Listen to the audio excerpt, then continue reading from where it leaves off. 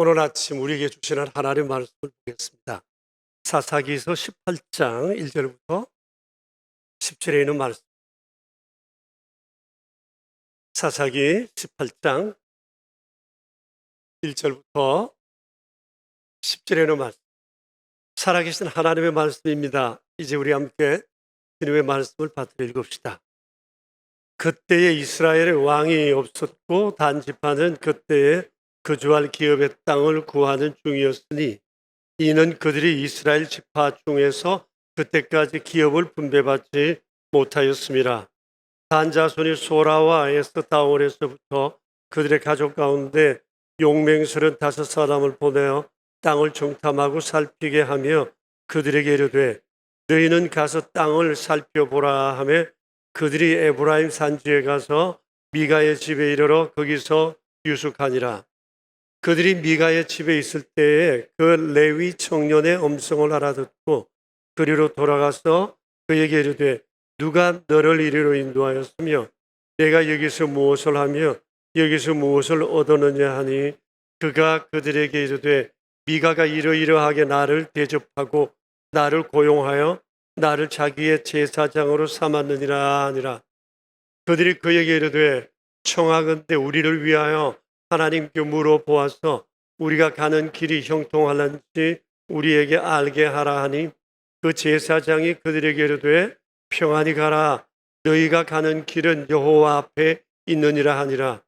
이에 5사람이 떠나 라이스에 이르러 거기 있는 백성을 본즉 염려 없이 거주하며 시돈 사람들이 사는 것처럼 평온하며 안전하니 그 땅에는 부족한 것이 없으며 부를 누리며 시돈 사람들과 거리도 멀고 어떤 사람과도 상종하지 아니함이라. 그들이 소라와 에스다올에 들어가서 그들의 형제들에게 이르매 형제들이 그들에게 묻되 너희가 보기에 어떠하느냐 하니 이르되 일어나 그들을 치러 올라가자. 우리가 그 땅을 본즉 매우 좋더라. 너희가 가만히 있느냐? 나아가서 그 땅 얻기를 게을리 하지 말라. 너희가 가면 평화로운 백성을 만날 것이요 그 땅은 넓고 그곳에는 세상에 있는 것이 하나도 부족함이 없느니라. 하나님이 그 땅을 너희 손에 넘겨주셨느니라 하시니라. 아멘. 우리는 살아가면서 크고 작은 문제들을 만날 때가 있습니다.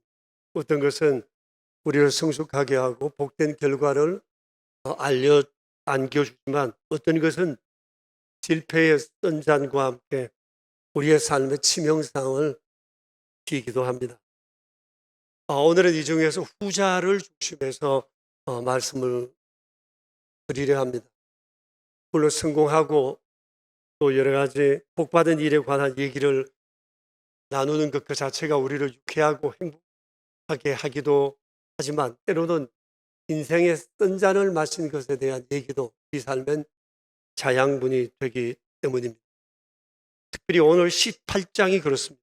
18장은 이스라엘의 12지파 가운데 하나인 이 단 지파가 가나안 땅을 정복해 가는 것에 관한 기록입니다. 요약하면 3가지인데 이 땅에 대한 기대와 그들의 소망, 그리고 실패와 좌절, 또 나아가서 새로운 삶의 도전에 관한 내용으로 구성되어 있습니다. 단 지파의 간절한 소망은 하나님께서 약속하신 그 땅을 어서 속히 얻어 정착하는 것이었습니다. 가나안 정복은 모든 지파들을 향한 하나님의 약속이었어요. 너희는 믿음으로 가서 그 땅을 취하라고 하셨습니다. 땅 없이 살아가던 그들에게 얼마나 기대가 큰 약속이었는지 모릅니다. 이 약속의 땅이 우리가 잘 아는 바처럼 지금 이스라엘 땅입니다. 그 지도 전체를 보시면 이렇습니다. 하나님께서 이 땅을 그들에게 주시고 그들을 이곳에 심으신 것은 이들을 통해 온 세상에 하나님을 알리기 위함이었습니다. 다시 말씀드리면 우모화, 그것이 하나님께서 이스라엘을 택한 하나님의 뜻이었습니다.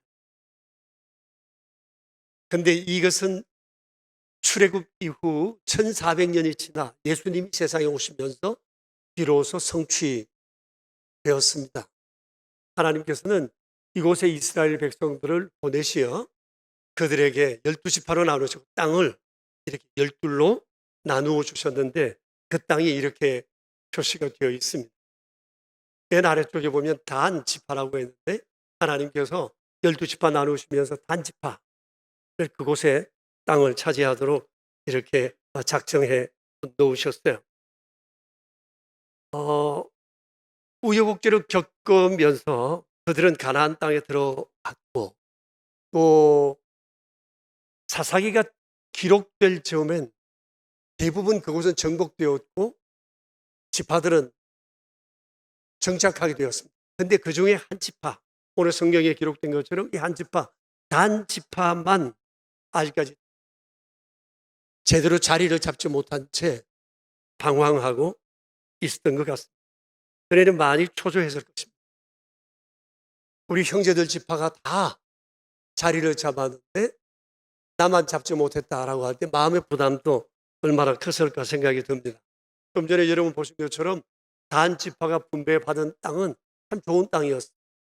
지중해 해변을 끼고 있는 곳이었고 또 내륙으로 들어가면 골짜기와 함께 또 기름진 곳이 또 산지도 함께 어우러진 그야말로 12지파 땅 가운데서도 지형적으로 볼 때 아주 좋은 곳이었습니다.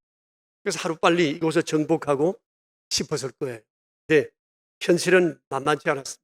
이곳은 아모리 족속이라고 하는 강한 가나안 족속이 버티고 있었기 때문이죠.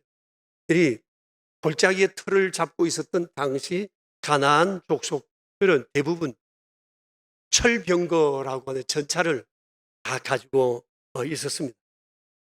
이 철병거라고 하는 것은 아주 견고한 나무로 전차를 만들어 그 위에 철갑을 씌운 것이라고 보면 될 것입니다. 임진왜란 때 이순신 장군이 했던 그런 철갑선처럼 이미 이때 이런 것들을 만들어 두었다고 하는 사실입니다.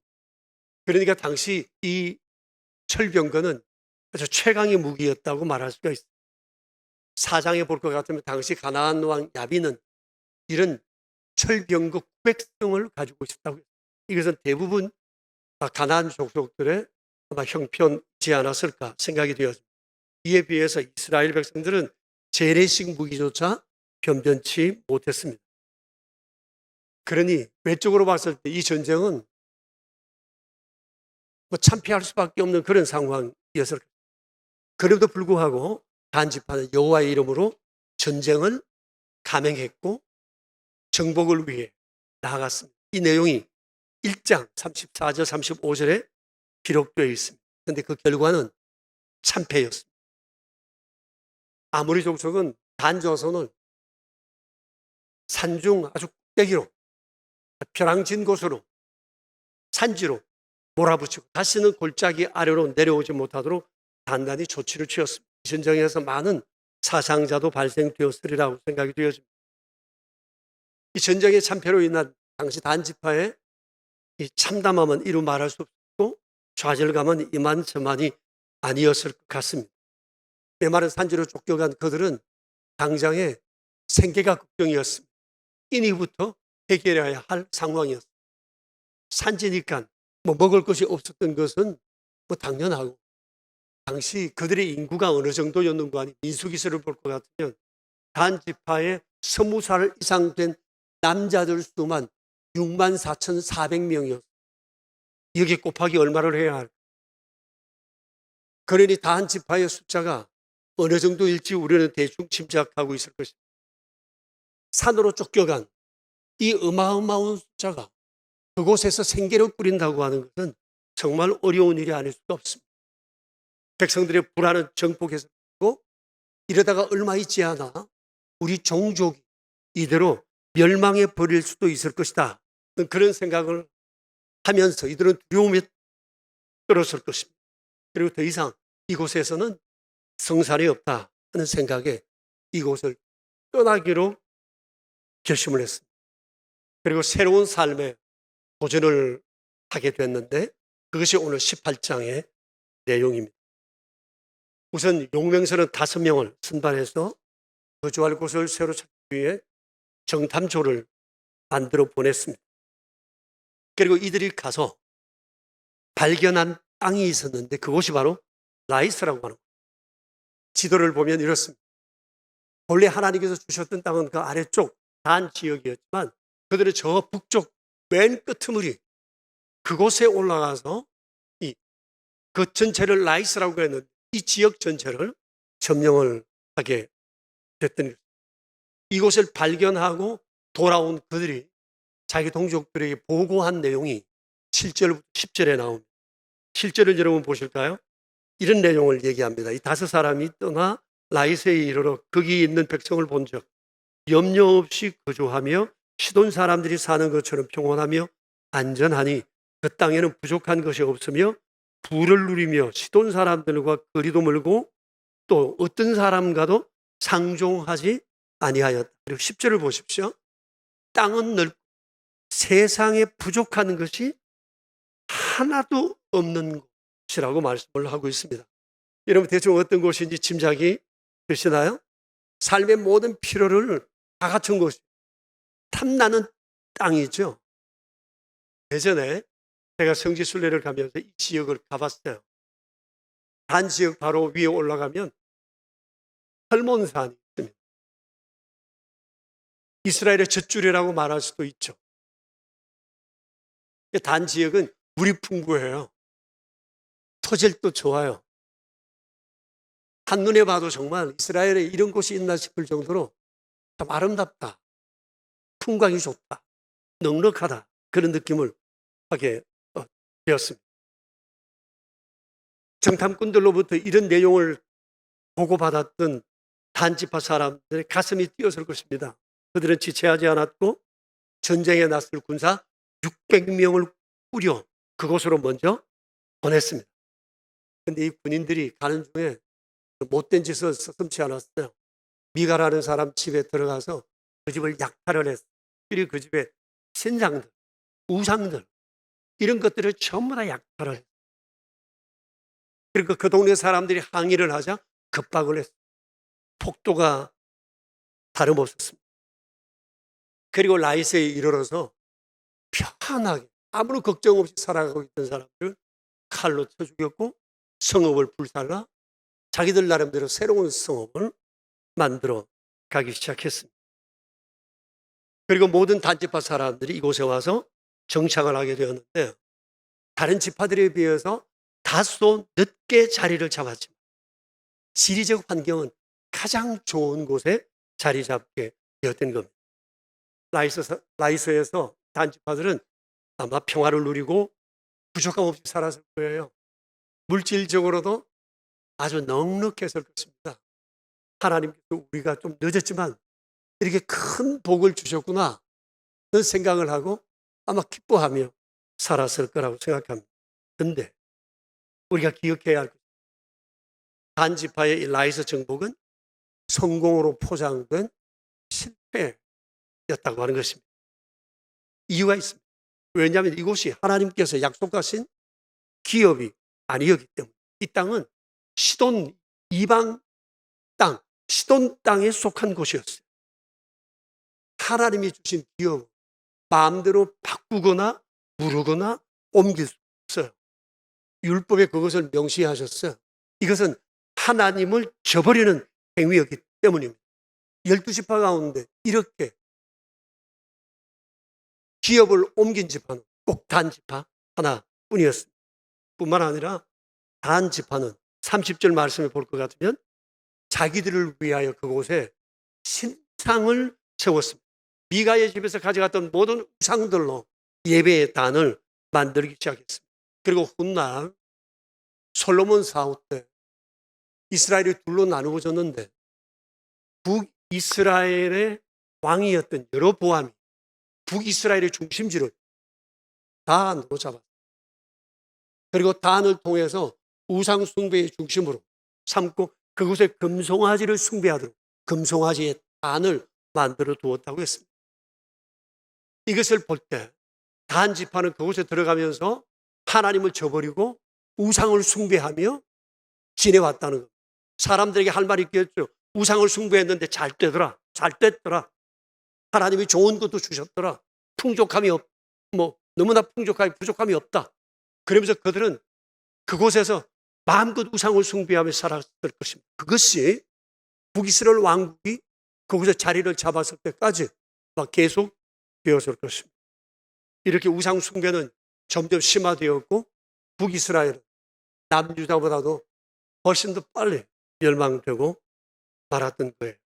자, 그렇다고 봤을 때 라이스의 선택은 실패였다고 말합니다. 삶의 여건은 어느 누구도 부럽지 않았습니다. 모든 것이 다 갖추어져 있었습니다. 그러나 그것은 성공으로 포장된 실패였다고 말할 수가 있습니다. 그런데 세상엔 이러한 성공을 추구하는 사람들이 의외로 많습니다. 하나님 없는 성공, 하나님을 등진 성공, 오직 물질, 풍요한 삶, 평안, 흔히 말하는 힐링이 충분하면 그것으로 인생은 만족하다고 여기는 사람들이 의외로 많습니다.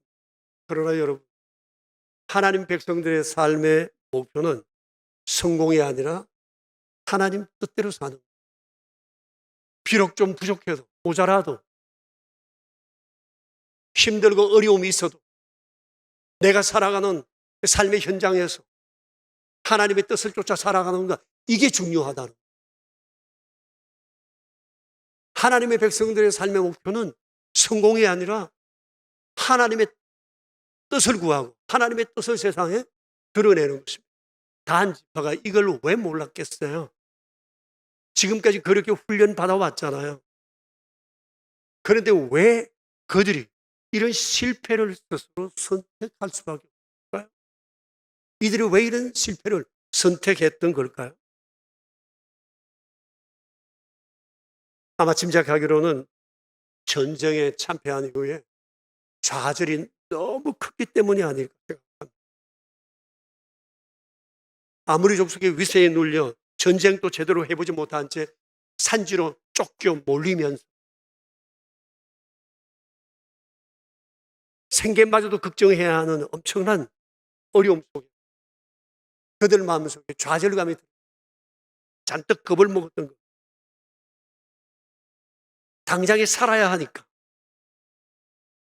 딸린 식구도 너무 많으니까.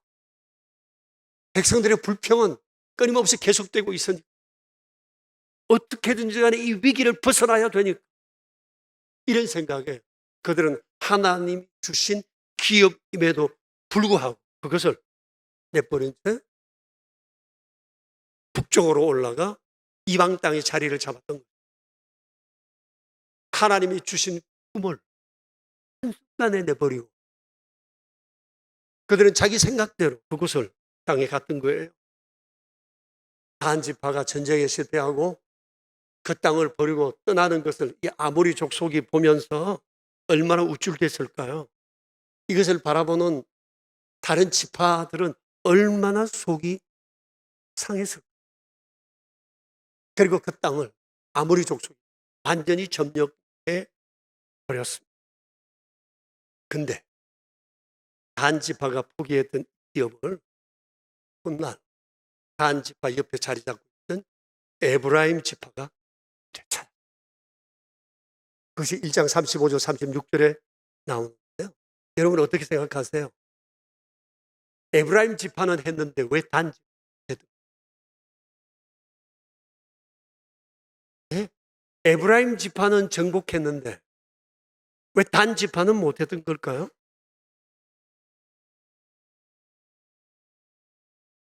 이것은 시각의 문제라고 생각해요.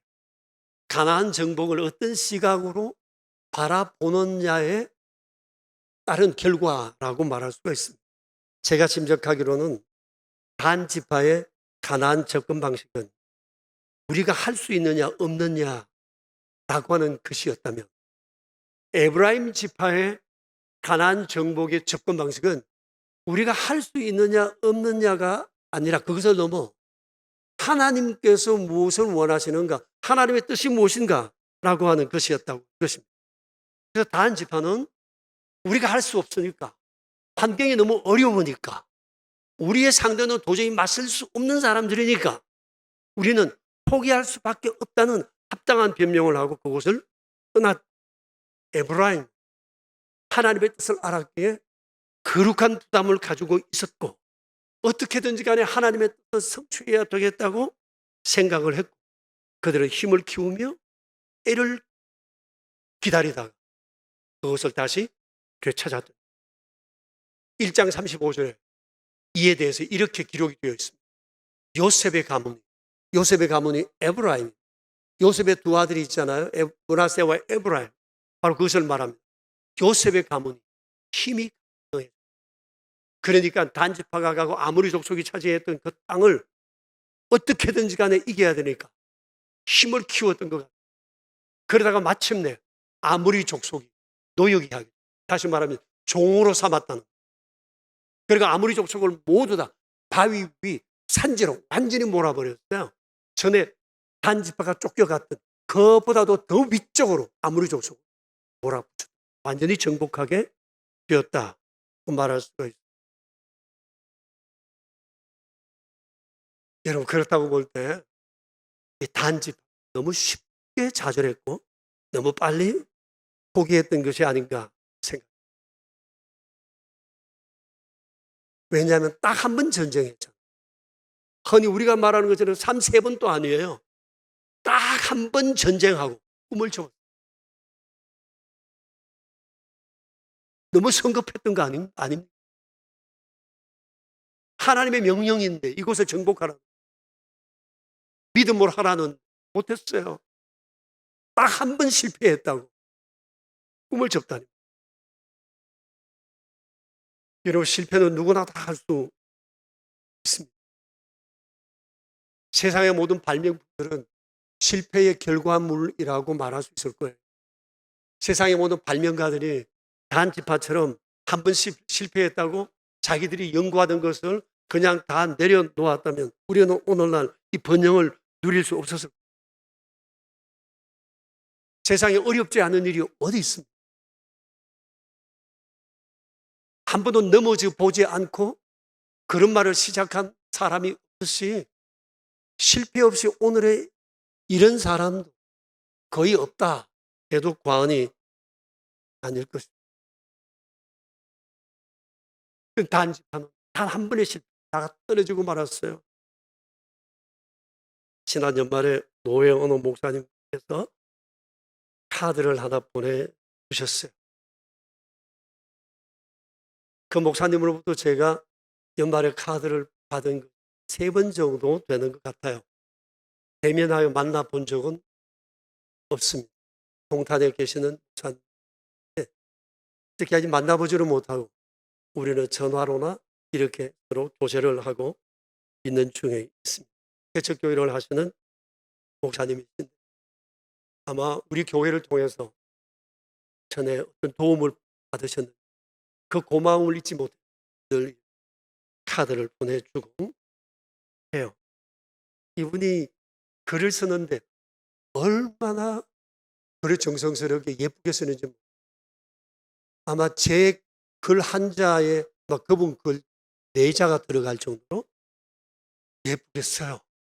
난 그렇게 예쁘고 아주 뻔한 글씨를 썩 많이 보질 못해.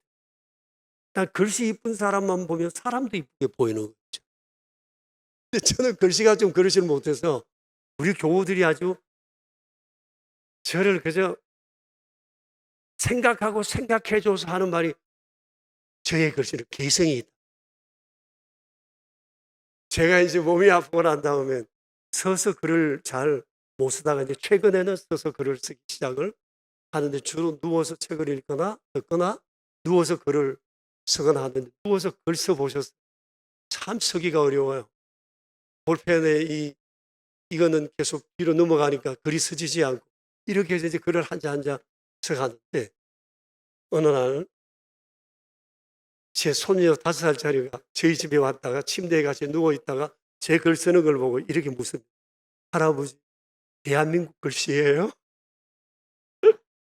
그 아이 보기에 얼마나 딱했으면 그런 말을 했어요. 아무튼 이 목사님께서 너무나 이쁜 글씨로 이게 저에게 편지를 보내주셨는데 자신의 일상에 대한 얘기들도 쭉 이렇게 하시다가 우리 교회 나라지 보내주셔서 절벽과 절경이라는 걸 읽으시고 자신의 소감을 얘기를 해도 절벽인 줄 알았는데 돌아보니 절경이다. 그래서 지금 내 삶이 절벽 같은 절벽조차 소망이 이런 얘기를 제가 얼마나 힘들고 어려운 대척교회 삶 지금 살아가고 이게 단번에 느껴지면서도 주님을 붙들고 믿음으로 서 계시는 그분이 그렇게 귀하게 보이지 않습니다. 여러분, 실패와 절망은 누구나 다 할 수 있는데 실패와 절망을 이겨내는 것은 이것은 반드시 이겨내어져야만 합니다. 인내가 견디는 그 힘만큼 우리는 그 절망을 이겨낼 거예요.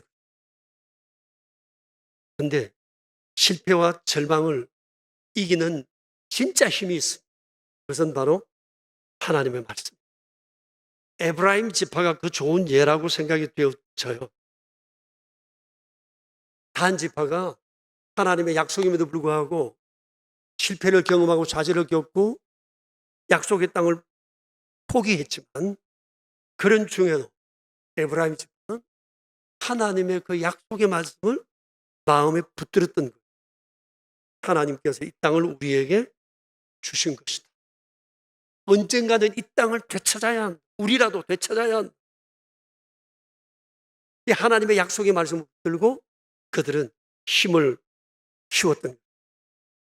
이 진정한 용기는 믿음에서 나옵니다. 믿음의 근거는 바로 하나님의 말씀. 히브리서 11장에 보면 믿음의 사람들에 대한 얘기가 참 많이 나옵니다.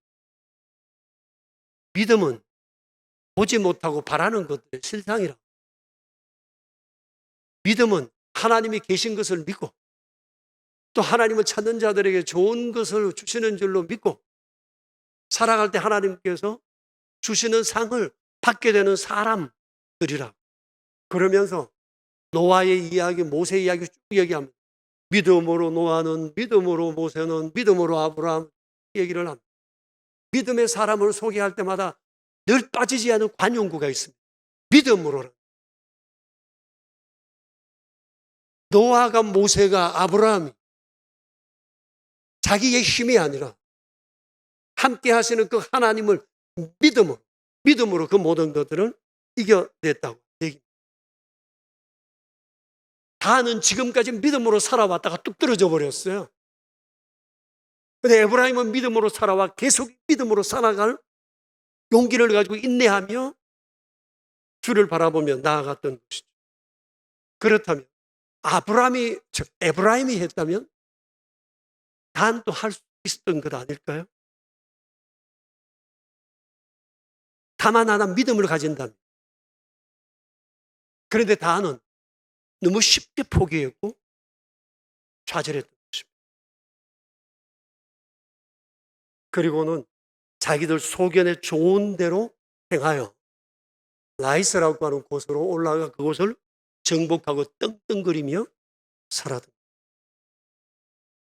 사사기에서 전체적으로 봤을 때 당시 이스라엘 백성들의 실패의 결정적 요인이 뭐냐? 하나님의 말씀을 저버리고 자기의 소견대로 쫓아 행하였다. 오늘 1절 말씀을 보시면 이때 왕이 없으므로 라는 구절에 나오는데 이 구절과 함께 항상 따라오는 내용이 이 사사기서에 이렇게 기록되어 있습니다. 왕이 없으므로 사람들마다 자기 소견에 옳은 대로 행하였다고 되어 있습니다.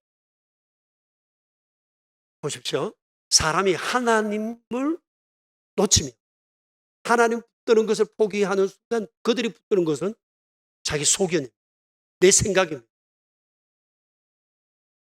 하나님을 내려놓는 순간 자기 생각, 자기 의지가 강해지게 되는 것입니다. 그리고 자기 생각을 옳다 여기고 그 길을 가게 되는 것이죠. 신앙이 침체되면 누구나 쉽고 편한 길을 구하게 되는 것은 자연스러운 현상인 것 같아요. 그런데 자기 소견을 쫓는 것, 이것이 얼마나 위험한 것인지 모릅니다. 왜냐하면 영적으로 볼 때 가장 취약한 기관이 마음이 무너지면 다 무너지고 마음이 더러우면 다 더러워지게 되어 있습니다. 가장 취약한 기관이 바로 마음이에요. 예수님께서 그러셨잖아요. 같이 한번 읽어볼까요?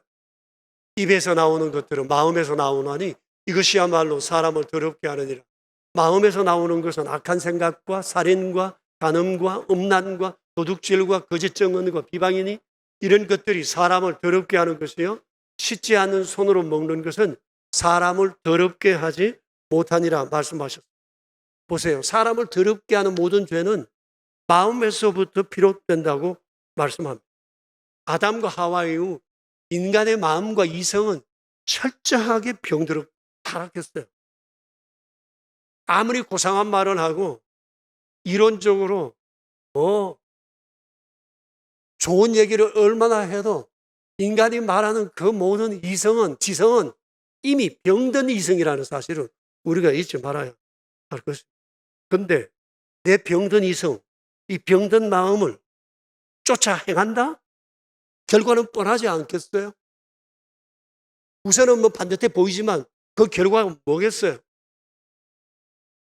더러운 것을 쫓아가고 더러운 것을 길이라 생각하며 이것이 옳다고 여기며 가는 그 길의 끝이 뭐겠느냐? 그런데 이 당시 자기 소견을 옳다 여기고 그것을 쫓아간 사람들이 너무너무 많았고 그것이 사사기의 암흑과 같은 세월을 보내게 되었던 것입니다. 제가 어느 정신과 의사 선생님이 쓴 글을 봤는데 그 제목이 이래요. 사람은 가끔씩은 자기 감정을 감정해 보아요. 이런 거. 공감이 됐어요. 여러분 무슨 뜻인지 대충 아시겠죠? 가끔은 자기 감정을 감정해 보아요. 이분이 쓴 내용을 제가 간추려 말씀드리면 이런 겁니다. 사람은 누구나 자기 확신을 가지고 산다는 거예요. 자기 확신을 갖는 것은 좋은 일이에요. 그런데 이 좋은 자기 확신이 만일 자신의 삶의 형편이 어떤 취약한 상태에 빠지게 되면 자신의 마음 공간에 어떤 사고의 틀이나 가치가 생겨서 끊임없이 자기 확신을 그 자기 공간 속으로 계속 밀어 넣고 주입하게 된다는 거예요. 때로는 긍정적인 것을 계속 주입하고 때로는 부정적인 것도 주입, 때로는 극도의 긍정과 극도의 부정을 계속해서 주입하게 된다. 근데 이게 다 좋은 게 아니라는 거예요. 사람이 그래서 자기의 환경을 어떻게든지 벗어나 보기 위해서 긍정과 부정을 주입하게 되는데 그렇게 흔히 우리가 오늘날 말하는 것은 가스라이팅을 한다는 거예요. 자기 스스로에게 세뇌를 시킨다 하는 거예요. 이렇게 자기 속에 들어온 이 세뇌된 이 내용이 항상 바른 것일 수 없을 수도 있다는 거예요. 내가 주입한 내 생각에, 내 소견에 내 스스로 속을 수 있다고 하는 거예요. 그렇기 때문에 내 안에 주입되어진 내가 만들어버린 이 상자 안에 있는 이 내용이 정말 제대로 된 것인지 자기 감정을 감정해보지 않으면 자기의 생각에 결국은 자기를 망칠 수 있다. 그런 얘기였어요. 제가 이 글을 읽으면서 단자가 이랬을 수 있고 스스로 가스라이팅을 했을 수 있고 우리는 안 된다. 우리는 할 수 없고 상황을 봐라. 우리의 대적을 봐라. 우리는 이제 할 수 있는 게 아무것도 없고 한번 해봤자냐. 철저하게 참패했잖아. 더 이상 길이 없다. 당장 먹고 살아야 어떻게 했는지 살아가야지. 절벽에서 다 뛰어내릴 건가? 물에 빠져 죽을 건가? 할 수 없지 않나? 어떻게 했는지 살아야지 생각하다가 그들이 생각하는 것이 뭔가 아니 이 길을 버리고 다른 길을 찾는 거예요. 이것이 비록 하나님의 뜻이라 할지라도 당장에 어떻게 내가 살아야 되니까 하나님의 뜻이라 할지라도 외면하고 내 생각을 쫓아 내 소견을 쫓아 그 길을 가게 되었다고 하는 거죠. 그러니 이런 감정을 내 안에 있는 소견을 다시 한번 돌아보는 거 너무너무 중요한. 그런데 이 글을 쓰신 분은 다 내려놓고 다 털어버리고 자기를 다시 한번 보래. 나는 그게 쉽지 않다고. 그래서 이런 상황 속에서 소위 감정해보는 가장 좋은 방법은 하나님의 말씀이라고. 에브라임 지파처럼 힘들지만 하나님 말씀 앞에서 현실을 보고 하나님 말씀으로 내 주변과 이웃을 돌아보고 거기서 길을 찾고 그 말씀 길을 향해 힘겹지만 어렵지만 시간은 다소 걸릴지 모르지만 이 길을 걸어가야 된다고 하는 힘 어디서 나올? 이게 바로 말씀에서 나오게 되었다고 하는 거예요. 사랑하는 여러분, 한 지파가 겪었던 이런 삶의 여정은 우리가 세상을 살아가면서 종종 겪을 수 있고 우리의 고민일 수도 있습니다. 그때 조심해야 할 것이 바로 그것입니다. 어떻게 살아야 하는지 뻔히 안다면 힘들어도 그 길 가야. 진리를 바꾸려 할 것이 아니라 나를 바꾸. 그리고 믿음으로 그 길을 가야. 에브라임은 됐는데 왜 다는 안 돼? 시각의 차이. 믿음에 대한 인내의 차이이지 않을까요? 사랑하는 교우 여러분, 지금 우리 안에 내 삶에 대한 여러 가지 변명들이 많이 있으실 것입니다. 그러나 다시 한번 우리 자신을 돌아봅시다. 한 지파가 겪은 이런 상황 속에 계시다. 또 혹 이런 상황을 만난다. 한 지파의 실패와 에브라임의 회복의 이 영성을 우리가 다시 한번 믿음으로 정리할 축복. 이제 우리 함께 기도하겠습니다. 자신을 돌아보면서 한 2분 정도 기도합시다.